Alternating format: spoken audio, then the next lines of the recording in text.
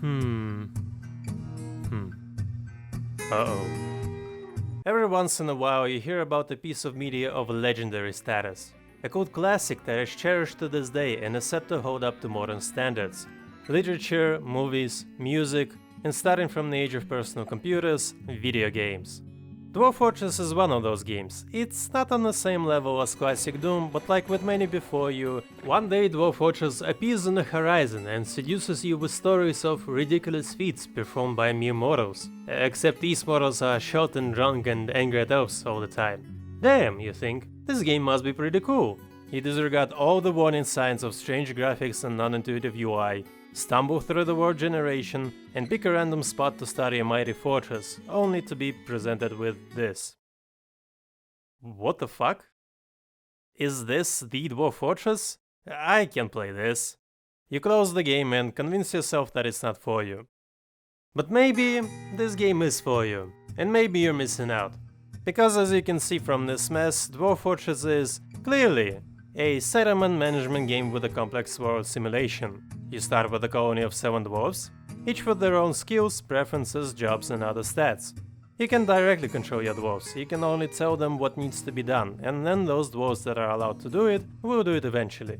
And like in most other management games, your subjects have needs.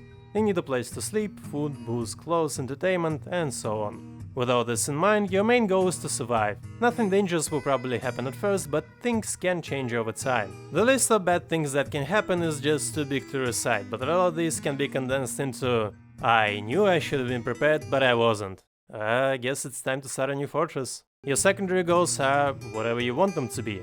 Unlike most modern sandboxes, Dwarf Fortress doesn't have a definite way to win. Maybe you just want to make a beautiful fortress. Maybe you want to test some contraptions. Maybe you want to commit war crimes against elves. It's more about being in the moment and enjoying the narrative the game creates. Now, some of you may compare this game to another colony management sim that I haven't played much, which is why I'm doing everything wrong in this footage. But before you take a side in this pointless argument, consider this. 3D space!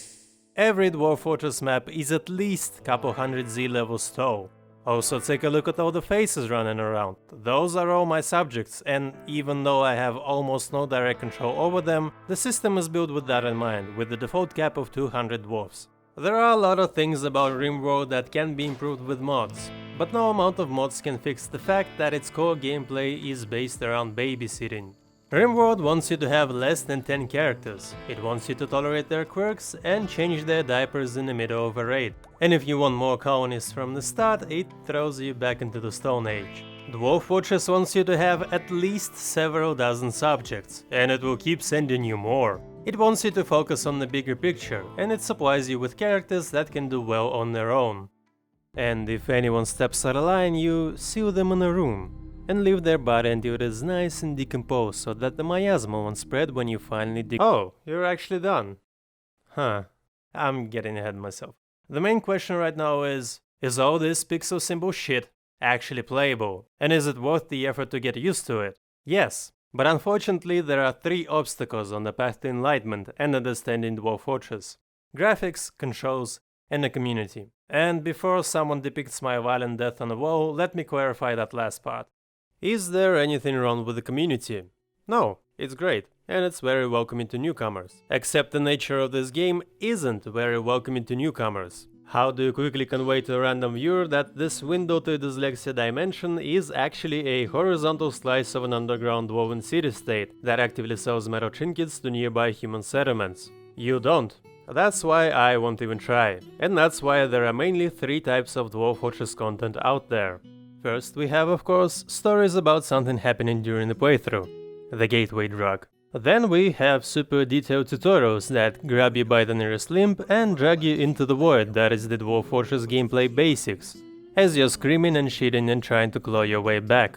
This is a point of no return, a moment where boys become men and men become gamers. And then we have the most sick, dangerous and degenerate out there, hiding in the depths of the wiki and forum posts. These people have seen beyond the veil of reality, and know things unreachable for simple Rick and Morty enjoyers like you and me. If you find yourself operating on precise numbers and statistics instead of eyeballing most of things like the rest of us, if you are willing to sacrifice your loved ones and basically get a degree in maths for a mere promise of boosting your workshop productivity by 2.9%, then it's too late for you. But you're also responsible for actually functional fortress designs that the rest of us can leech off of. Thank you, and please don't hurt me. Another thing that may scare you off is the way Dwarf Fortress is depicted by the community. Take a look at this picture. Now take a look at this one. These are the memes that fooled me years ago, only for me to finally get into the game and realize that this is a fucking lie. Memes. The DNA of the soul. I can't honestly call Dwarf Fortress a hard game. I mean, it can be, if you want it to be, but it's not like the game actively tries to play against you. More than anything, Dwarf Fortress is overwhelming, and that's why it's one of those few games in which a stupidly basic tutorial, you know, the one that would have told you to move with WASD and shoot with the left mouse button in any other game, is actually useful. Management games already have a lot going on, but Dwarf Fortress has even more, and it's topped with an extra layer of obscurity.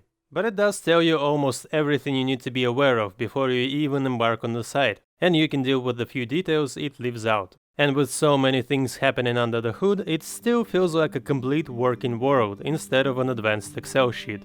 And to make this world actually readable, we aren't going to be using the vanilla icon pack. I don't know what happened at the Addams household the day this became the default look of the game, but it's making my eyes bleed. The contrast and saturation are set to the max. Everything including the ground tries to hurt you, and all the tiles are squished. Do you know how annoying it is to make perfect circle rooms only to see them vertically stretched? Get an icon pack. It's easy to do with the lazy new pack, just download it instead of the game and enjoy the extra settings it provides. And if you don't like the packs that it has, it's just a couple of lines you need to correct in a config file. If you don't like the lazy new pack itself or it clashes with the mods, at least get DF hack. The tile set used in this video is from YouTuber Crack Smash, and even if you aren't going to play Dwarf Fortress, I recommend checking him out, because this guy has figured out the best way to make Dwarf Fortress Let's Plays. Every video tells a story, it's like seeing a good live adaptation instead of a playthrough. So basically it's like playing Dwarf Fortress without actually playing Dwarf Fortress. As you can see, this is much easier to read compared to this. Wait. Or is it? Even if you can discern this from a Hollywood hacking scene, I recommend sticking with it for one reason: imagination. The same way a written story forces your brain to draw its own version of characters and events, a single symbol instead of a sprite asks to be interpreted by the concept it represents. This is also the reason why RimWorld characters haunt me in my dreams. You get used to it. I don't even see the code. All I see is blonde, brunette, redhead. You may think that due to a limited number of symbols, the game can get messy. Is this lowercase g running around a goblin or a goat? Is this uppercase R a reindeer or a giant rat? In reality, a lot of these are contextually clear, like the giant rats being found only in caverns, and goblins usually come in packs with the game pausing to announce the siege. If a creature makes you stop and examine it, most of the time it's out of curiosity and not out of fear. The only noticeable downside to ASCII is the lack of visible distinction between dwarves. For this, you can either learn names of dwarves that interest you and give them a nickname, or let go of their individuality and let them be consumed by your medieval fantasy underground sweatshop. Now it's time to face the ultimate obstacle of Dwarf Fortress: the controls. Controlling Dwarf Fortress is the most inconvenient thing for a beginner. For an even somewhat experienced player, it's like playing a musical instrument. You get in a groove, things start to go smooth. And much like some musical instruments, the controls are keyboard only. The game was designed around having both of your hands on the keyboard, and any tools that work with the mouse are currently closer to placeholders than to actually good alternatives. The key problem here God damn it. Is not the amount of stuff you have to memorize. It's the fact that the first time you open up the game, you have no idea what you can even do. It's not like the game doesn't tell you, it clearly does, but maybe vomiting out all the commands in a single, kinda formatted list is not the best way to do it. So let's clear this up. Out of this whole list, here are the keys you actually regularly use. These are the 20% of commands that will take up 80% of your time. If you learn these, you'll pass the initial difficulty hump and the rest of the game will be easy to control. But before you can actually play, you first need to generate a world. I'm running this on an old 3rd Gen i7 and generating the largest world isn't an issue. Generating history for it, however, is. And somewhere around year 200 the game slows to almost a halt as it goes through every simulated NPC and generates the events for them. The solutions are A. Wait for the game to finish in the background. I mean, you can wait, right? It's not like the PC freezes up or anything, it works just fine. So surely there's something you can busy yourself with. Have you done all your chores? Are all the dishes clean? When was the last time you called your parents? But that's the problem of Dwarf Fortress. As soon as you launch it, you have plans, and you want to make them real. So of course you can't wait, and of course you resort to option B, which is assaulting your keyboard by spamming escape in hopes that you will hit it during a tiny, less than a millisecond window where the game can process your input. So if you want to play this on your smart fridge, be sure to adjust the values.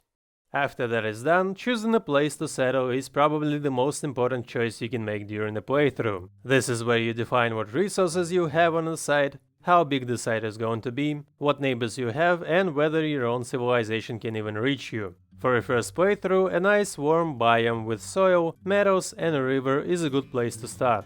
Make sure to press tab a few times and check what civilizations are close to you, as well as pick your own civilization. And whatever you do, stay away from any aquifer for now, because it's the only feature in the game that is designed to fuck with you. Not with your dwarves, with you.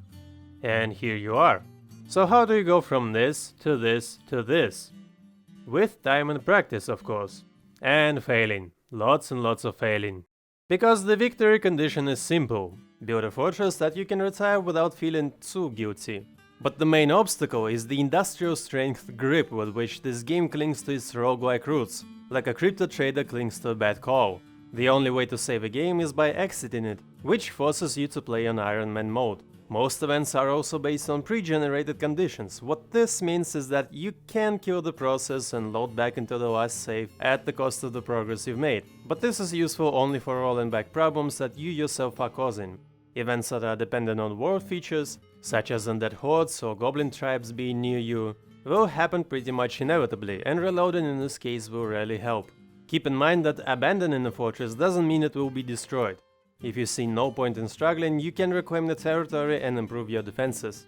But really, you should keep struggling, because there is no greater pleasure in this game than making a stupidly obvious mistake that dooms your fortress and managing to survive against all odds. Because that's how this game is played. It's a constant barrage of things going wrong. Sieges, lack of metals, stressed out dwarves, experiments gone wrong, digging too deep, fucking map lying about aquifer. But, just like with life itself, you weren't promised anything. Most problems are absolutely manageable when you approach them pragmatically, and mentally adjusting on the spot is necessary to stay alive and stay happy. Also keep in mind that actual combat is extremely rare in Dwarf Fortress. 90% of the time you will be focused on digging designations and workforce management. If you want to avoid enemies entirely, you can't. But what you can do is follow ancient Chinese wisdom in the same way modern American politicians do, and wall yourself off. So, dig into the nearest hill for cover, get some logs, make some beds, wait for the migrants while you plan out your actual fortress. Then inevitably lose to some bullshit you weren't aware of and start again. Move into the fortress, start trading, build a forge and make some actual weapons. Check out the military page on the wiki. Experience the absolute clusterfuck that is the Dwarf Fortress combat and never do it again. Do it anyway. Lose inevitably because a flying mega beast got into the fortress through a single roof tile that you forgot to close, and the concept of size in this game does not actually apply to the environment. Try again. The more you play, the more you get used to the game, and the more you realize how good of a management sim it actually is. You always have something to do and always need to think of ways to efficiently expand your fortress. It's a nice mix of planning ahead while leaving space for later expansion, and sticking to work and scale of operation that will actually be useful right now. And even though there's so much to do and you will inevitably make planning mistakes, this part of the game never feels stale. When you have a 3D environment to work with, it always feels like there's space for improvement or a workaround. And most of the quality of life features are already in the game. My favorite example of this is the manager job. When you start a fortress, you can manually order goods from a workshop. This works on a small scale of 7 to 20 dwarves, but what if you have 5 masons and you need a couple of hundred stone blocks? You could set every workshop on a repeatable order, or you can hire a manager dwarf, who will occasionally come into his office and delegate your orders for you. Unfortunately, some necessary tools are still missing from vanilla. If you want to change jobs for a dwarf, you have to find them, open their work preferences and change them without having quick access to other dwarfs' jobs. Thankfully, DF Hack fixes that. After you achieve some understanding of the game, you finally realize that things were already done and tested before you, and you're just reinventing the wheel. There are a lot of user-made designs out there, and plenty of them can be found on the wiki. Following ancient texts from 2014, you can attain the knowledge of the dark arts of industrial optimization and mechanical abuse. The latter I won't delve into, because most of the exploits are not that useful, or they render some of the gameplay mechanics completely useless. As for the former, my favorite is the Organics Processing Complex. It's compact, it's functional, and I placed this bad boy in every fortress. Still, don't rely on the pre-made designs too much, and be ready to mix things up if needed. Remember, this game is not hard by design, it's hard by your own choice. Disregard all the risks, all the warning signs, and you will be disappointed. But be prepared and have a strategy. And just for a moment you may find yourself in space where there's no ambiguity, doubts, or confusion. There's only you and the well-oiled machine, the embodiment and extension of yourself that you have been assembling for the past several hours.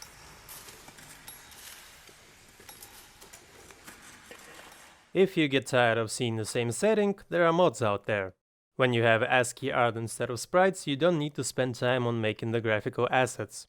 Just like everywhere else, there are only two genders in the Dwarf Fortress modding community: fantasy and sci-fi. Feeling depressed? Suicidal?